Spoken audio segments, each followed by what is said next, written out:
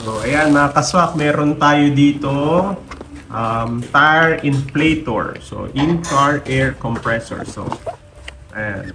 So, ay wala lang bubble wrap. Medyo ano lang yung box niya. Actually, hindi medyo eh. UP-UP na talaga. Pero, I hope na maayos naman yung item. So, ayan. Napaka-handy, no? Mga kaswak, no? Maliit lang siya. Madali i-store sa ating mga sasakyan or even sa motor, no? Ayan. So, meron tayo dito. Ito, ganito lang siya kalaki. Ayan. Mga around 6 inches lang siya. So, makikita nyo dito, ito yung kanyang on and off button. Tapos ito yung kanyang PSI indicator. So, ayan. Ito yung tatak ng brand. Okay. So, sa likod, ayan, nandito yung kanyang nozzle para doon sa may pito. Sa paglagyan ng tire valve. Ayan.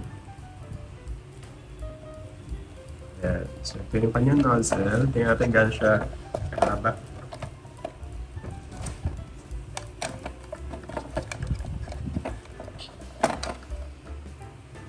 So, around ano siya, 1 feet yung haba ng kanyang tire valve na nozzle.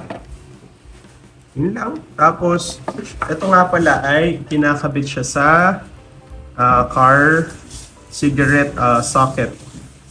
So, kung sa motor ninyo meron na cigarette socket, which is yung mga bago na mga motor meron na. Or kung wala naman, pwede namang magamit ng yung kanyang adapter. So, yung haba nito, mamaya tignan natin yung actual na haba nito pagka nire-review na natin itong actual. Tapos meron na rin itong kasamang pin para kung mag-inflate kayo ng mga bola. Tapos ito, mga pin din siya para sa yung mga inflatables. Yan. Pati sa mga bicycle or kumbaga para siyang adapter din. So, samahan niyo ako later na i-review ito.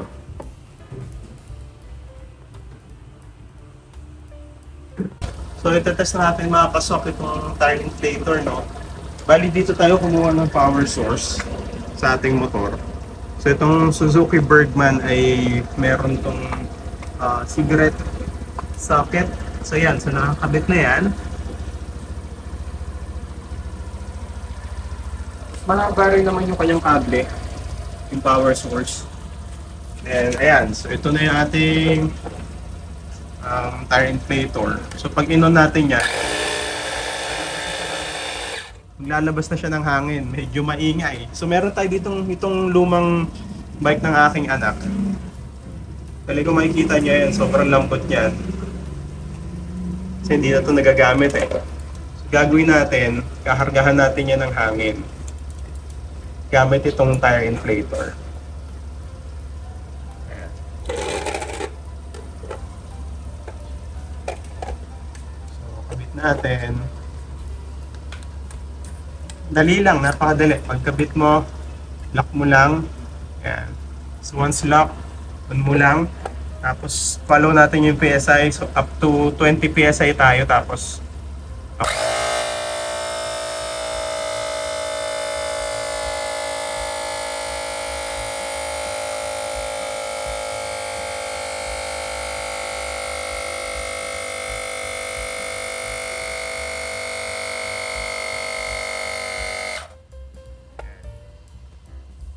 ayan, no? So as you can see, kahit anong press ko na dyan ngayon, matigas na yan.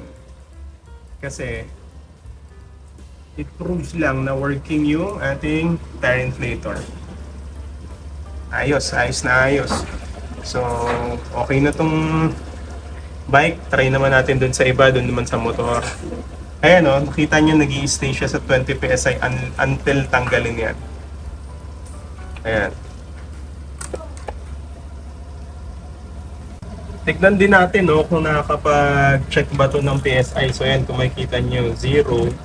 Tingnan natin kung dito sa sasakyan ay mag-check ba niya kung ano yung PSI level. Ayun.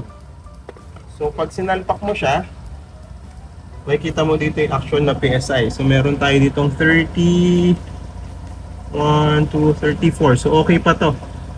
Nasa 34, 33 kasi itong ano ko dito eh.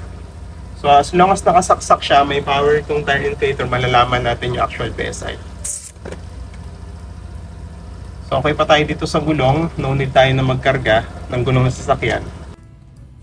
So overall mga kaswak, okay na okay, no? Working itong ating tire inflator galing sa Grade 2 Top Store. Bali, lalagay ko na lang yung link sa description below para malaman ninyo, makapag-purchase kayo kung gusto niyo ng mura pero very effective na tire inflator. So pwedeng pwede ito, maliit lang siya, kasyang-kasya sa ating mga motor. At the same time, nagagawa niya yung purpose niya na makapag-inflate. Working din yung kanyang PSI dun sa testing natin. Nalalaman natin kung ilan yung PSI ng ating gulong. So, ayun lang mga kaswak, no? See you next time. Bye-bye.